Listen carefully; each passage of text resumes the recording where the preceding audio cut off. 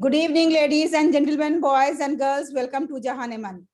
Jahaneman is once again with a woman of substance. As you all know that we are celebrating the International Women's Day, full 1 month, and every day we are introducing one woman of substance to you all.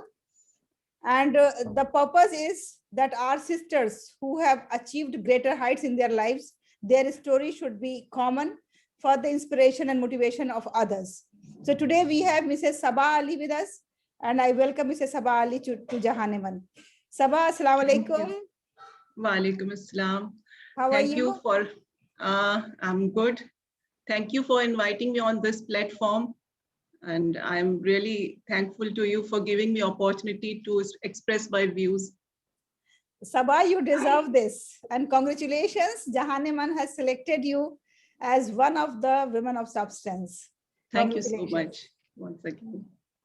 So Sabah, you know the story of a woman, whosoever she is. The story is full of struggle, strife, challenges, and lots of hard work. I'm very much interested to listen to your story, please. I had a very protective childhood, and I was very introvert. But life taught me many lessons, and now I am in front of you.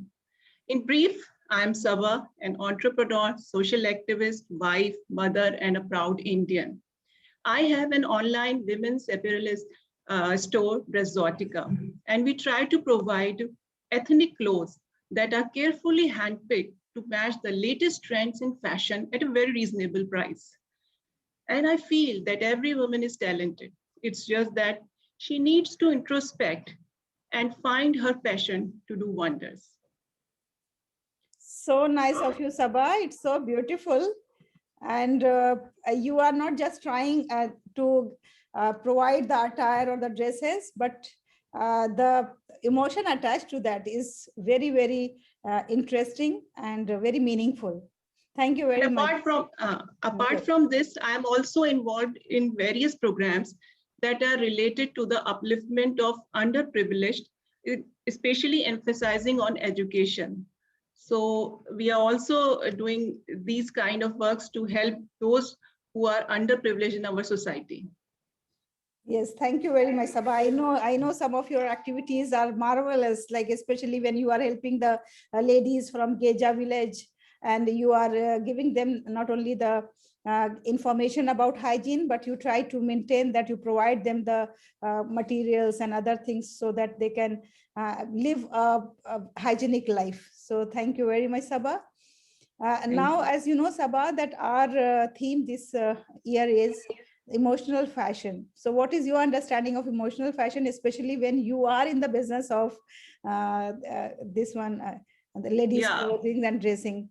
So what is your understanding of emotional fashion? I feel that emotion and fashion are related to each other to a certain extent.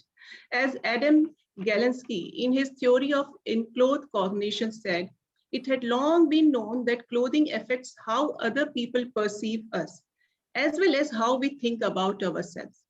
While it is very common for us to dress in a particular way in order to portray our personality to others, but people generally do not pay much attention to the fact that the kind of clothing we wear depicts our state of mind also. Now you may ask, what is enclothed cognition? Clothing is more than just the beautification or protection of your body. Clothes have powers over your minds too.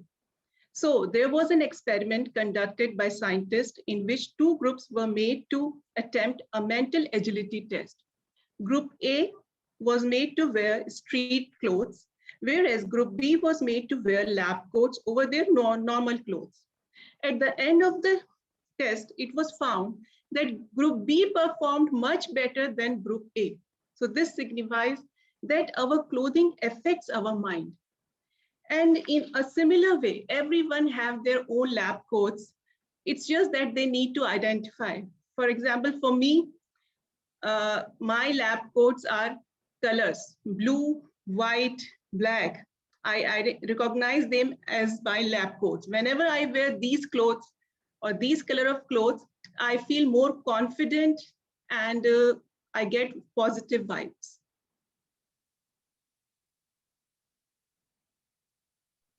This is something very new, Sabha, that you have your like formal clothing as colors. So when you wear those type of colors, so you think that you are in your formal dressing, you are in your coat. That's really very nice to know. Thank you. So Sabha, now we'll talk about that fashion and our environment.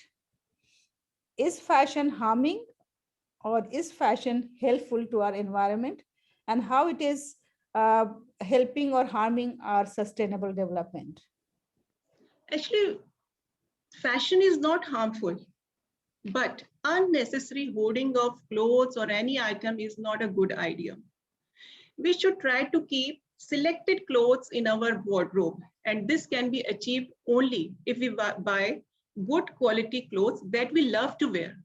Actually, we are so used to of buying whatever we like to buy, but this should not be there.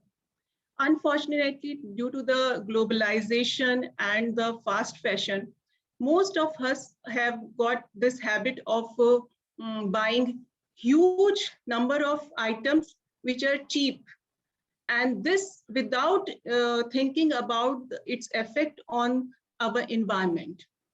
And this fast fashion industry is fueled by a fiber, polyester, and this fiber is very hazardous for our environment. Most of you don't know that polyester is a polluting plastic which is made from fossil fuels, and these polyesters are very, very hazardous because they are non-biodegradable. Just imagine every piece of polyester that has ever been created or produced is still on planet Earth. Another fact is that every year more than 150 billion of new clothing are added to our planet Earth. So you can imagine the kind of plastic which is not going anywhere. Now you may ask, what is the solution of this? Well, I am myself in this business of clothing, so I won't suggest you not to buy, but I will definitely suggest you to buy clothes that are good for our health and our environment. One more problem that is that we should know and we should consider is that these polyesters, when we wash them, they shed thousands of microplastics. And these microplastics are added to our water system and ultimately to our oceans. Now, think these microplastics are being consumed by the fishes, and we are consuming fishes.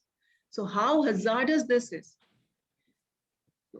Now, what we can do is that we should be very inquisitive about the kind of material of our clothes.